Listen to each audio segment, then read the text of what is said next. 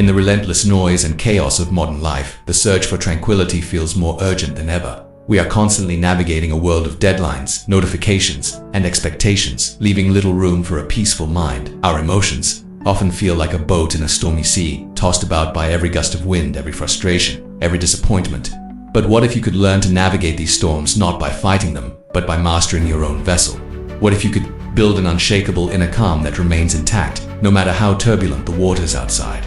This is the promise of Stoicism, not a philosophy of emotional suppression, but a practical battle-tested system for training your mind to be your greatest ally. For over 2,000 years, from Roman emperors to Greek slaves, people have turned to Stoicism to find strength, clarity, and peace. In this detailed guide, we will not just talk about Stoicism, we will give you the tools to practice it. This is your guide to building a mind that is calm in every situation. Let's first clear up the common misconception.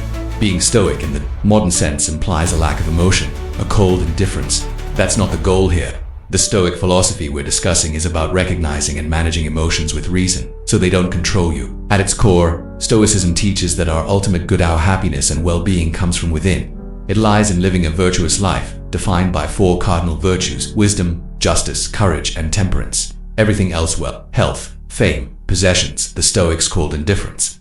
This doesn't mean they're unimportant, but that they are not essential to our happiness. The Stoic goal is not to be emotionless, but to be free from the turmoil of destructive emotions like anger, envy, and fear. This is arguably the most powerful tool in the Stoic toolkit, given to us by the philosopher Epictetus. The dichotomy of control states that some things are up to us, and some are not. As Epictetus said, some things are in our control and others are not. What is truly in our control are our judgments, our actions, and our character. Everything else, other people's opinions, the weather, traffic, and even our own health to a large degree is outside our direct influence. A fantastic example of this is receiving a bad review at work. The review itself, with its criticism, is not in your control. The feeling of disappointment might be immediate. However, your response to that disappointment is entirely up to you. You can choose to internalize the negativity and let it crush your spirit, or you can calmly analyze the feedback for any potential lessons, focusing on what you can improve in the future. The Stoics' power lies in this single choice: to focus on what can be changed, and to let go of the emotional energy spent on what cannot. Our emotional turmoil often comes from the judgments we make about events, not the events themselves. The Stoics taught us to pause and question these judgments. Technique: the pause and the question. When you feel a negative emotion like anger at a colleague for a cutting remark, or react immediately, take a deep breath, pause. Now ask yourself, what is the objective fact here? The fact is, my colleague said X. What is my subjective judgment? My judgment is, my colleague is disrespectful, and their words are a personal attack. Is this judgment helpful or even necessarily true? Perhaps they had a bad day, or maybe their words were not intended to be malicious. By separating the fact from your judgment, you rob the emotional response of its power. You're not ignoring the feeling, you're simply choosing a more rational and beneficial response. Seneca wrote, "We are more often frightened than hurt, and we suffer more from imagination than from reality." We've talked about acceptance. Now, let's talk about something more radical, amor fati, the love of one's fate. This is not passive resignation. It is an active embrace of all that happens. Think of a sculptor. They don't get angry at the block of marble. They work with its imperfections, its unique shape, to create a masterpiece. The Stoic sees life's obstacles in the same way.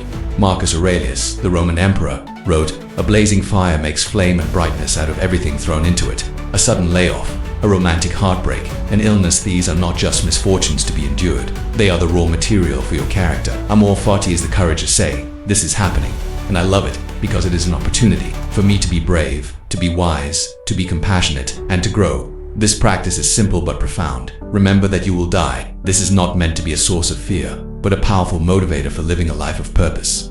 Every day is a precious, non-renewable resource. When we are aware of our mortality, we are less likely to waste our time on things that don't matter. You are less likely to be petty, to hold grudges, or to put off the things that bring you true joy and meaning. This is the Stoic practice of premeditatio malorum, the premeditation of evils. It involves mentally preparing for potential setbacks, the loss of a loved one, the failure of a project, the loss of your health. By contemplating these possibilities in a calm state, you rob them of their power to shock you and leave you paralyzed. You don't fear the future, you prepare for it, and in doing so, you can enjoy the present more fully. Practical exercise, your daily reminder. Take a moment each morning to reflect. This day could be my last. Then ask yourself, what is the most important thing for me to do today? How can I be a better person today? How can I show kindness and appreciation to those around me? This practice gives your life a profound sense of urgency and clarity. Stoicism isn't just a personal philosophy, it's a social one. The Stoics believed we are fundamentally social beings. Living in accordance with nature means using our reason to understand the world and our place in it. This leads to the idea of being a cosmopolitan, a citizen of the world. We are all part of a single, interconnected human community. Therefore, our duty is not just to ourselves, but to others. This applies directly to our relationships. When dealing with difficult people, the Stoic sees them not as personal attacks, but as fellow human beings, often suffering from their own lack of wisdom. Marcus Aurelius suggested that we should not get angry at a person who makes a mistake, but instead realize that their actions are a result of their beliefs. Our role is to act with reason and justice, not to be dragged down by their irrationality. You now have a comprehensive framework. The path to a calmer mind is not a single, grand leap, but a series of small, consistent practices. Morning meditation. Wake up and sit quietly for a few minutes. Reflect on the day ahead.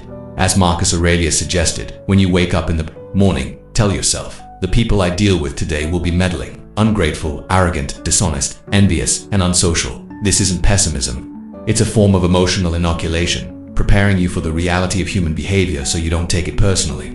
Remind yourself that your reaction is what matters. During the day, apply the dichotomy of control constantly. When faced with an obstacle, ask, is this a problem I can solve or a fact I must accept? If it's the former, take action. If it's the latter, practice acceptance.